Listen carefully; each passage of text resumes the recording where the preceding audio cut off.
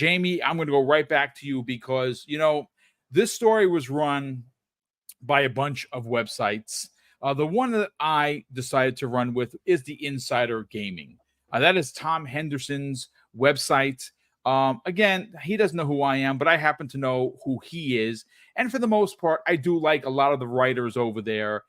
This particular article was posted last week. It was on the 20th, and it was written by Grant Taylor Hill. I've used his stuff before. He's good. He's a good journalist. It goes on to say Microsoft spends $1 billion a year to bring third-party titles to Xbox Game Pass. So why is this even a conversation? Well, there was a particular knucklehead who I simply muted for now. If he continues his rhetoric, I'm just going to ban him altogether in the chat regarding Xbox Game Pass. What has Xbox Game Pass done for gaming? Does anyone actually buy games? Does anyone, spend the money on Xbox Game Pass for real? The answer is, and again, I just did a general search. So when I see stuff like that, someone's just being a troll, because you can go to Google and simply just type in how much money has Xbox Game Pass made per month, let's just say for shits and giggles, in 2023. Well, the answer, folks, was $230 million per month. That's a lot of money. So I said, well, what is the projected amount of money that they are, let's say, for 2025? Well, I was able to find that too. Xbox Game Pass is projected, again, this is analysts, to bring in $5.5 billion in 2025. So they're doing something right over at Xbox. And you know what? If you are a PlayStation player, maybe, I don't know, for the near $20 a month that you pay for the, a PSN Plus Ultimate, if you will, you should probably ask for better, because have they had some games in there? The Plucky Squire, perfect example of a freaking phenomenal $30 game by an indie. I bought it for Xbox. It is, if you like platformers, unbelievable. Well, it's a part of PSN Plus. Yeah, I enjoyed it. Yeah, it's fantastic. I beat it the other day. I'm playing through it right now. What a gorgeous, gorgeous game. So unique in the way it's storytelling. Please play that game. But, Jamie, $1 billion of investment into Xbox Game Pass should tell you, if you are fair-minded, that Xbox is investing in something that they believe in. Because no one invests $1 billion per year just to get third-party, second-party, and indies into your service if you're not serious about that investment. When I see people talking like that, they immediately, at least for me, go on the pay no mind list, because they're just being trolls. This is great for Xbox gamers. You get your value, you get top-notch third-party games, second-party games, indies, and on top of that, and again, this is the big one, Call of Duty is first party coming into Xbox Game Pass next month. Pretty incredible stuff. Let's get your hot take on this. It's a weird thing, because all the people that always say bad things about Game Pass, I can almost guarantee, not almost guarantee, I will guarantee that they are subscribed to Netflix or Disney Plus or Prime, Spotify Premium, whatever. And they do that on a regular basis, and they've been doing that for years. There's something about Game Pass that really frightens people. And I don't know why. People want to be stuck back in the early 2000s, where we bought every game physically and maybe went to Blockbuster once a week, right? That's where people are stuck. But gaming has to evolve. Gaming has evolved. Like books, music, movies, television, every other form of media has changed with the times, and gaming is getting there. But Game Pass, unlike Netflix, you have way more options. If a game releases in Game Pass, be it an indie or AAA game, maybe you like it a lot. Maybe you want to keep it forever, where you can buy it at a discount. There's also the perk system. There's so many benefits to having Game Pass that I think too many people that do these reports look at the service from a two-dimensional point of view, where, hey, it's just this. There's people that pay for Netflix every month and don't use it. And the people that talk about Game Pass act like this. And it doesn't make any sense. Like, Game Pass has a lot of value. You go on your console to play video games, so you would subscribe to a subscription service to play these video games, and the variety there is insane. And like, I'll use one of my friends as an example. He changed his consumer habits because of Game Pass. He was only play first-person shooters, be it multiplayer or campaigns. And then when he got Game Pass, he played this little game called The Witcher 3 and discovered RPGs. And now, fast forward 5-6 years later, his consumer habits have changed now, where he buys games on a regular basis that have nothing to do with first-person shooters. He mainly plays single-player games now, all because of Game Pass changing his consumer habits, and that'll have went to like millions of people. Like, the whole Call of Duty and Game Pass thing is great.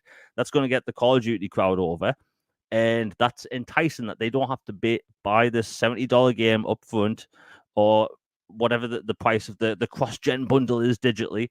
And like, these people will get on Game Pass, and maybe they'll see something else they like. Maybe that game has, expansions or microtransactions. That's more money into the service, and the money that they put back into the service, like, we clearly see it.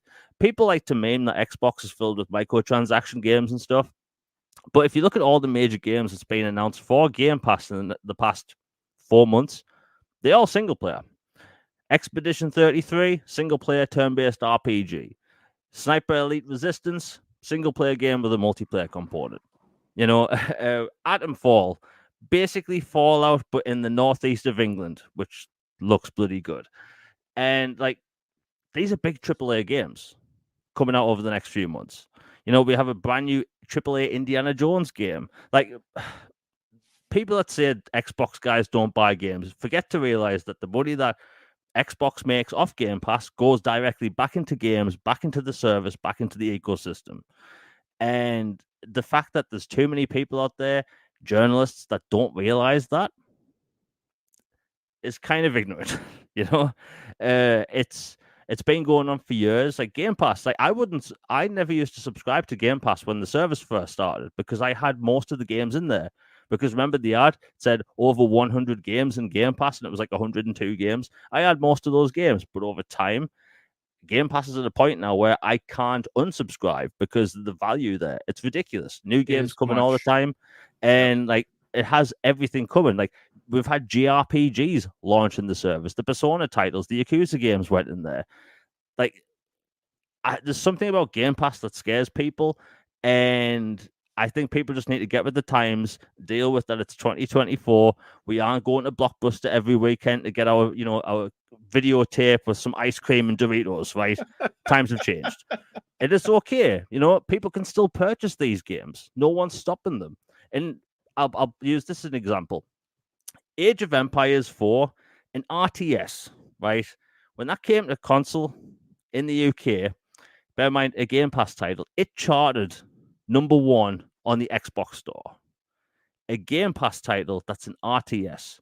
Like, people are still buying games. It's just that there's so many more people that own PlayStations that when you get these third-party, numbers out of how many people bought like X game on Xbox and PlayStation, it's not because people aren't buying them on Xbox. It's because there's just more people on PlayStation. It's just people like to mix the two up and use it as console war fodder.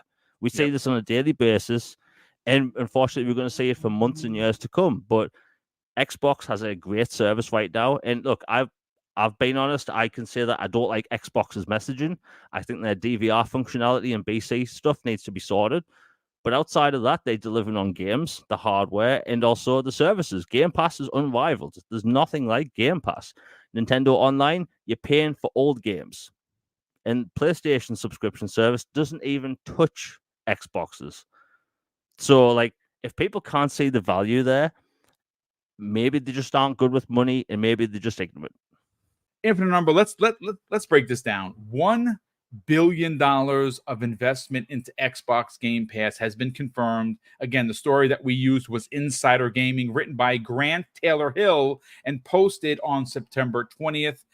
Look, Xbox Game Pass gets a lot of negative press, and I mean that from the community as well as the gaming press, for that matter. I think that when you spend $1 billion in anything, you are not only confident that what you're invested in, but you are even more so the monies that you get back. Again, projected for 2025 is $5.5 billion. They are investing 1 billion into it, and that's third party, that's second party, that is indie titles that has nothing to do with their first party output. But those first party games, especially when you consider what has dropped last year, what has dropped already and is coming in 2024, and what has been projected for 2025, there's absolutely no reason not to be sub to this service. Let's get your hot take. You know, when you say it like that, it makes me think of Dr. Evil. Microsoft has spent $1 billion in Game Pass. Okay, I'm sorry. Anyway, no, you know, that number doesn't surprise me, but it just tells you, I think, you know, when people kind of get this worry and thought that Microsoft is leaving gaming and they're not, you know, all in when it comes to that. This right here, I think, I mean, if the Activision deal didn't do it for you, I guess nothing will. But this right here tells you that no, they're really putting their money where their mouth is. $1 billion set aside for that when they, you know what I mean, and considering what they bring in revenue wise, you know, that's a lot to put back into the system, if you will. It's a recurring thing, kind of like Netflix. Well, Netflix has to pay so much to get this content, and I mean they making money hand over fist too. But this is that kind of same model. But it doesn't surprise me because we've had some ridiculously great games put into the service over the years. And I remember some years back where I did like a small evaluation of what I had got to play versus what I had spent. And it was crazy. Like, I think I forgot if it was like 700 or some odd dollars that I came out with just from all the games that I had actually touched that year from Game Pass. And there was far more value than that added into it.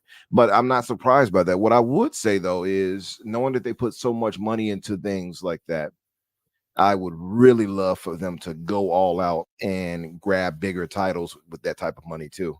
Like, it's cool to have the diversity. They got that nailed down. I would love for them to divvy that out for bigger titles for exclusivity into Game Pass, as well as some of these other smaller titles. I think that would, if you really want to bring people into the service and make it exciting to a place to be and to subscribe to, I think that would be the wiser choice. Love it though. I love that they're so committed to doing that.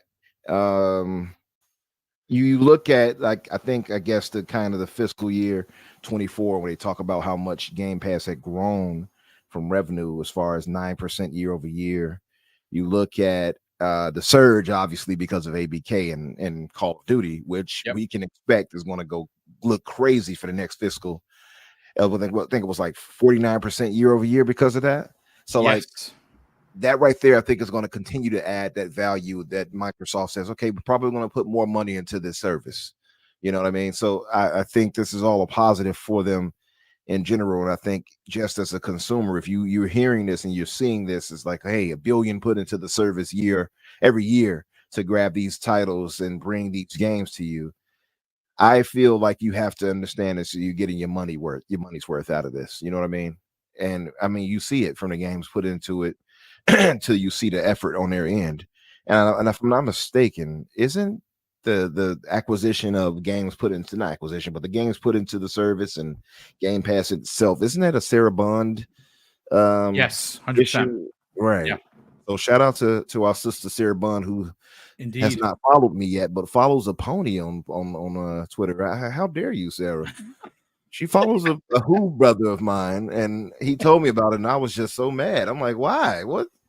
I would definitely at her because she follows me. Surprisingly enough, we've talked before. Again, is it really her? I'd like to believe so. To be honest with you, she handles her own social media. But yeah, she actually follows me. How could you not follow Infinite Umbra? That's what I want. Yes, Sarah, smile and unfollow that pony. Won't you unfollow the pony, Sarah? All right. Anyway, yeah, man. I love everything about that. I mean, as far as the money they're putting into it, to me, it just tells me that despite any of the doubts that a lot of us tend to get when it comes to Microsoft and their commitment to gaming, that right there, I think, readjust your thinking a little bit. Like, they're clearly all in on this, so you should definitely understand that and be like, okay, yeah, they're not leaving anytime soon.